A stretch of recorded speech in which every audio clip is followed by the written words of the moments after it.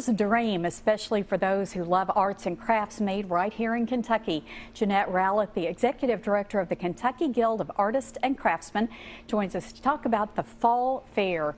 Welcome. Glad to have you here. Well, thank you, Barbara. I'm glad to be here. This is always a really special show. It is. It is. And if our weather holds, if Micah can bring us great weather, not this weekend, but next weekend, we're going to have a beautiful show. Okay, he's got 2 weeks to work on that. He's a week got and a to half, work on so, it. Yeah, so we'll he see. does. But I know you're going to have lovely things. You brought us a nice example, and everything you pulled out, I went, how neat is that? Kind of walk us through what you brought. Well, the pedestal wouldn't stand there. David Glenn, one of our older members, actually turns these, and he demonstrates at the fair for us. The pottery cups, the ceramic cups, we have Steve Hartzell out of Lexington who does beautiful work.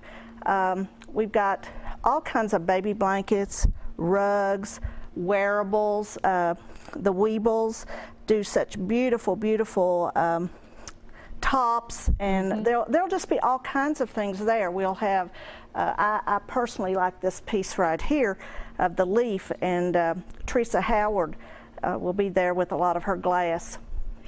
What do you think it is that makes this show so special? Is it the way that the artists can actually interact with people who are there? Or what is it? Because I know this is seen as one of the best shows around.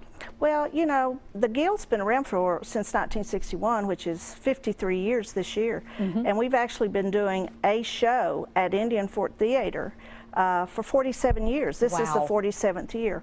And so we have a rich history. And from the 60s on up, I would say that we were the premier, or are the premier group that started the arts in Kentucky, the push for it.